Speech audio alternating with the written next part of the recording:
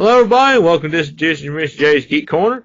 Place to talk about anything and everything that is geek, whether TV, comics, movies, video games. And as y'all are aware, last time I did a video that me venting a few frustrations with a few things before just in case this channel suddenly disappears and I have to relaunch somewhere else because of YouTube's terms and conditions. If y'all want to see, in case y'all didn't catch part one, go to the previous video. And if y'all want to know what I'm talking about in terms of like YouTube and the channel possibly disappearing, go to the video before that, and you'll get all the details in that video.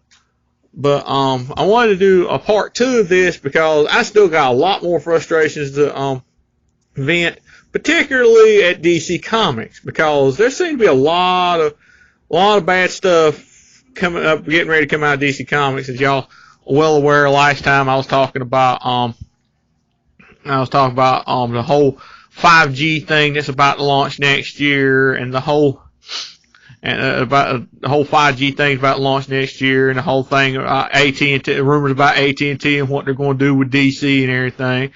And as y'all know, I don't have no love lost for Brian Michael Bendis. As far as I'm concerned, he is the worst thing to happen to DC Comics since the New 52. And that's really saying something. I mean, ever since he's launched, he's made Superman absolutely dull. I mean, you can actually go to a few reviews now and actually see that that said comics that he's been writing have got a lot of really bad reviews. I mean, one of the last ones I heard about in terms of him was guest starring a new character that he created called Naomi. And I use the term guest starred very loosely, in that this whole book revolved around nothing but the red mist or red cloud as it's called, I don't know, and this Naomi character is revolved around both of these characters, and Superman was essentially the guest star in his own book. And it got a really bad review from Superman homepage, and it's just, I just like, and you messed up bad in that respect. But as I said in the last video, he's going to be basically one of the chief writers in this whole thing they're doing with the 5G, and like I said, he's been doing all this crap lately with the Event Leviathan thing, which today has just wrapped up, or I should say, is either I think it's just wrapped up 2 days ago, and finally revealed the identity of this big bad Leviathan that they're doing. It turns out he's a character that named Manhunter from years ago, and again, that's your big reveal. I was like, I didn't even heard of Manhunter before, and it's like, basically, the current Manhunter revealed that it was her dad, the previous Manhunter. And just like, I know I've heard of Manhunter, but I never heard of the previous one. I didn't even know there was a previous one. At least I don't think I've ever heard of them. I may have breezed across it and just don't stand out to me. But he's this big bad Leviathan character that has been tormenting DC, and particularly Superman, for all these months, for basically about the same amount of time that Rogol Zaar has been schlubbing around DC for 14 months. And it's basically like I said, it started about the same time that started. And now they finally reveal who in the world it is after, I guess you could say now, 15 months of this character tormenting everybody. And from what I've read online, that comic didn't do so hot. I mean, they've had one recently called Deceased, and they said it did a lot better than an article I read that it said it did pretty good. It did a lot better than DC thought it did, but this event Leviathan was way worse. It did way worse than it. I mean, I hope that DC realizes that Brian Michael Bendis is the worst decision they've ever made in terms of comics. I mean, he's like I said, the fact his stories drag on so daggone long, and now this new thing he's got coming up in the next couple, within the next issue or two of Superman, He's basically going to have Superman reveal his identity to the entire world. I mean, they did this same schlock over there, when the New 52 happened. They had Lois basically shotgun his identity over the entire world and basically about wreck his life. Now they're going to have Superman basically reveal his identity to the world that Clark Kent is Superman.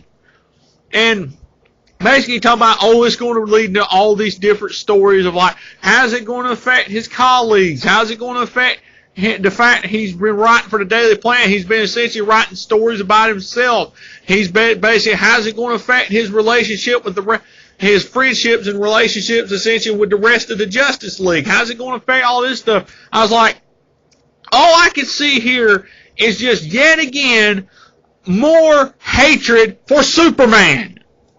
That's all I can see of this is basically they're going to wreck he's going to reveal his identity to the world. They're going to make him look like a great big fat liar.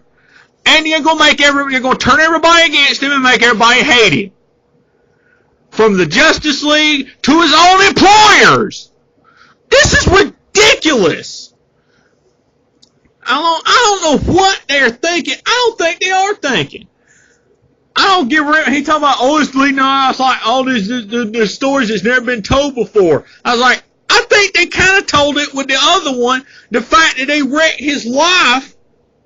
They wrecked New 52 Superman's life by basically having Lois do the unthinkable and actually reveal his identity to the world. And after that, they basically throwed him into the dirt, that version of Superman, into the dirt. The fact that he lost his powers, lost his identity, lost whoever he was, and all he was just somebody in jeans and a t-shirt running around trying to be Superman with little to no powers.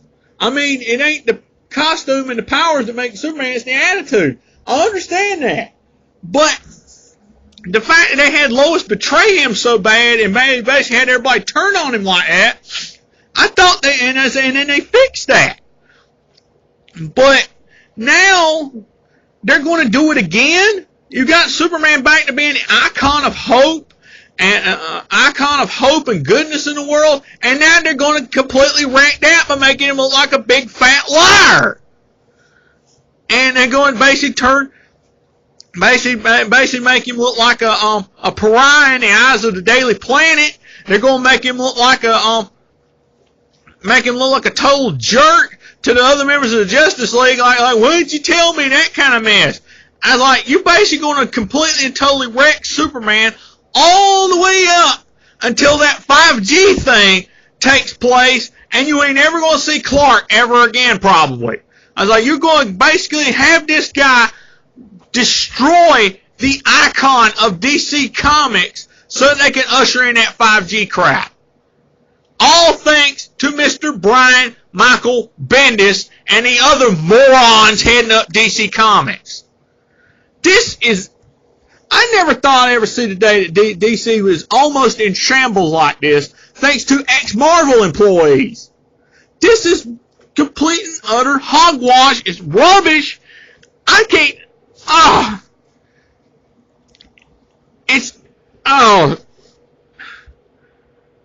I mean, I'd love to know whose brilliant idea it was to hire this guy. I mean, this is one of the worst things I've ever seen since they hired John Romita Jr., who by the way can't draw worth a hoot, with this blocky, horrible looking. I don't even know how in the world he was as good as he was. How in the world everybody liked him so good over there when he was with Marvel. You bring him over here. I've never seen Superman look so ugly in my whole life on comic pages. Now they got him over here making him look horrible, and you got Bendis over here not only stinking up the joint with boring stories, but making him look like a total jerk. I was like, he is doing what I've seen every Bat fan online say about Superman. He's basically trying to make it come true. And all I got to say is, if they're ever going to save this company, the one prime thing they need to do is clear house at the top and fire Brian Michael Bendis. and John Romita Jr. Because there's one thing that DC does not need right now. It's crappy writing, crappy artwork, and a bunch of crappy execs up at the top that don't know how to run anything and don't give a rip about the fans at all, and think that the best thing in the world that they could do to try to fix everything is add more Batman. Because we know that's what they love to do at DC, is to try and make everything else look crappy, and, oh, don't mind this. Go read this Bat book and try to make Batman look like the all-powerful god of DC, the DCU. I mean, that's another frustration that's got me really going. Again, y'all know how frustrated I am about them making Batman look like he's the end-all, beat-all superheroes, when we all know if it weren't for Superman, he wouldn't even exist. But that leads me to a story that I read online about, I saw and read online that basically the writer of Black Lightning was basically disgusted at DC, saying that anybody out there that heads up a group that has Batman in the title, do not add me. Batman is toxic and is, ruining the DC universe. And I kind of tend to agree with him. I mean, you got all these people on there, and instead of seeing things objectively, they decide to say, oh, it's because they call him toxic because of blah, blah politics. That kind of, again, the kind of politics I won't talk about on this show. But it has nothing to do with that. If it had anything to do with politics, he would have said something about it. He's calling him toxic because the fact that DC bases the entire universe around that one man.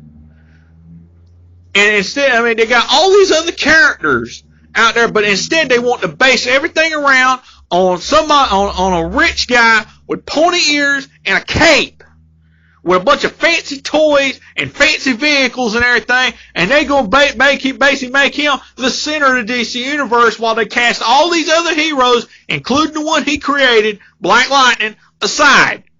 I mean, you've got all these great characters out there that they could flush out to the best of their ability, and all they want to concentrate on is Batman. I mean, even Rob Liefeld had something to say about that. It's basically like they have all these problems that are going on in DC, and they got all this, and yet all they want to do is, they think the solution to the problem is add more Batman. I'm sorry, but that's not going to help anything. And these people out here coming running to Batman's defense with saying that, oh, it's politically motivated. No, it's not. It's the fact that DC wants to revolve everything around one ordinary man in a bat suit with a bunch of fancy toys, instead of revolving it around all of the DCU and giving everybody a fair shake. That's what's toxic here. That's what's ruining the company. Like I said, DC has got so many flaws going on right now. It's not even funny. I mean, not all is bad at DC. These current Tales from the Dark Multiverse books they got out right now sound pretty good. Like Dark Multiverse Death of Superman, or Dark Multiverse Infinite Crisis, Dark Multiverse Blackest Night. It's all very interesting. These are all very good books. And as I said earlier, they've ended their DC story, which sounds fairly interesting, and yet it has a very dire ending to it. But other than that, all they can do is have folks like Michael Bendis stretch on stories for like 14 or 15 months, to the point where people, it's stretched so doggone thin that people just don't care anymore. I mean, think about it. The Rogol Zar story lasted 14 months before it ever ended. This Event Leviathan thing has been going on since the same amount of time. It started at the same time that Rogol Zar did. While it was running through Superman, Leviathan and the Invisible Mafia and the Red Cloud thing, that started in Action Comics at the exact same time, and it has now been going on for about 15 to 16 months. And it's just like people just don't care. They have waited too long, and they've stretched this so doggone thin, they don't care. I especially don't care.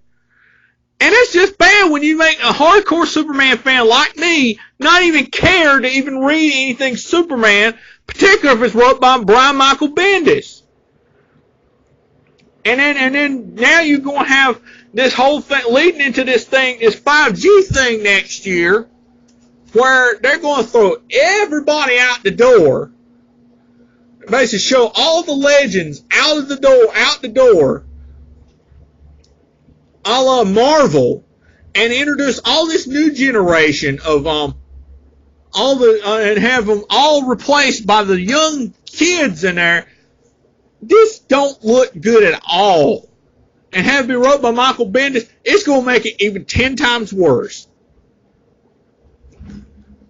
And it's just, again, as I said in the last video, I do not see a good future on the horizon for DC Comics. And that's just sad for me to say. And again, if you want any other opinion why I do that about DC, go to the other one.